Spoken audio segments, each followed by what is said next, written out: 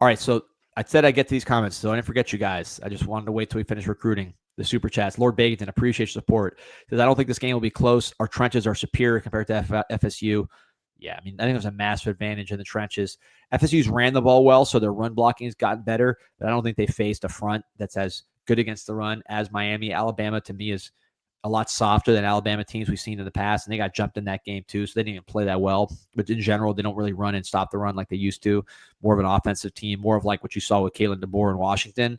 So I think it's going to be a major, major shock to FSU system trying to block guys like Ruben Bain, David Blay. And then, of course, our offensive line against their defensive line, huge advantage. So I agree with Lord Baconton there. Whether it's close or not, I think it's going to depend on our mindset and just avoiding the first day on the road rivalry game type of things, which is why I think you see people like the Bear, people like Josh Pate think it's going to be a close game. They've been following college football for a long time. They know the emotional factors, the first game on the road, all that kind of stuff, coming off a tough loss. Those things favor FSU, but I think roster favors us big. ECAP saying, can't wait for this week. Just got on. How do you feel about this week? Thanks for what you do. Appreciate you, ECAP. Yeah, I mean, I've said it a few times. Pete, I want to get your thoughts because I've said this a couple times already. I think if we play with the same emotion, running to the ball, swarming with violence on the road that we had done through 4 games at home, and they're going to overwhelm FSU.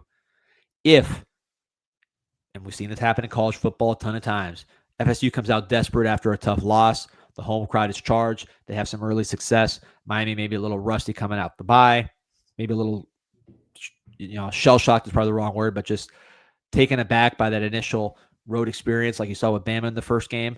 Then it's going to be one of those rivalry games, man. So it's going to depend on off-the-field stuff and just kind of mentality stuff, I guess is a better way to say it. But in terms of the football matchup, yeah, I think Miami is way better, and I think that Florida probably had more talent than FSU. And I didn't think Florida had a ton of talent compared to other teams. How do you see this one? Yeah, I think Miami fans maybe are a little bit more confident based off what you saw against Virginia. Also understanding, though, I think that Virginia's offense is better than maybe we give them credit for on the outside. I'm a fan of Morris, and they've had a nice start to the season there. I just still think that Florida State offensively is going to be able to do some things against Miami that maybe catch them off guard. I know that's not what everyone wants to hear, but I think in these rivalry games and a lot of the misdirection stuff that they do and stuff that you have to stay disciplined with, Miami can have a phenomenal performance defensively, but still give up a couple big plays here, which is, I think, what keeps Florida State around in it. But yeah, that's my initial thought, is that their speed is going to be a lot to deal with.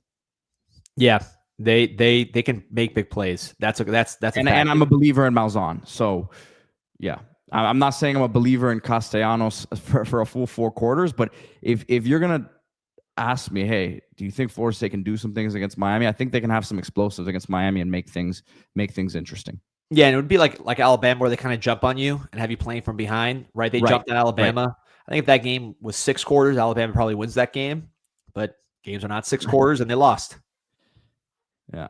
So that's a real thing, and I agree with you. And that's not to say, I think Miami could still win this game, handily by a few scores. But that's not to say that there won't be a scare in Miami, because even none of these games, Miami hasn't had to play number one from behind really, or with a sense of, other than, look, you had to score a couple, you had to score in critical possessions against Notre Dame, against Florida, obviously, to put the game away.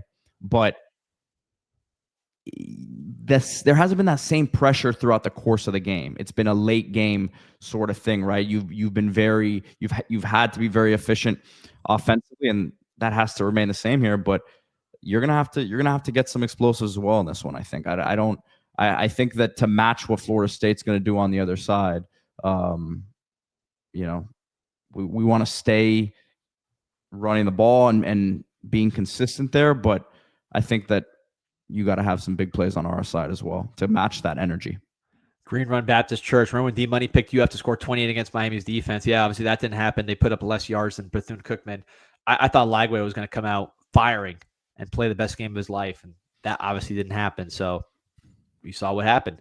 So glad to be wrong on that. I'll take that one all day.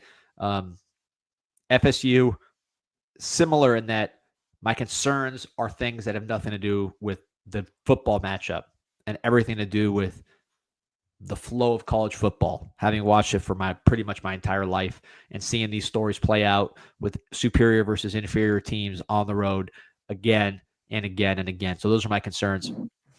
Before we finish up here, we got 1,500 on live. I want to get to my top 5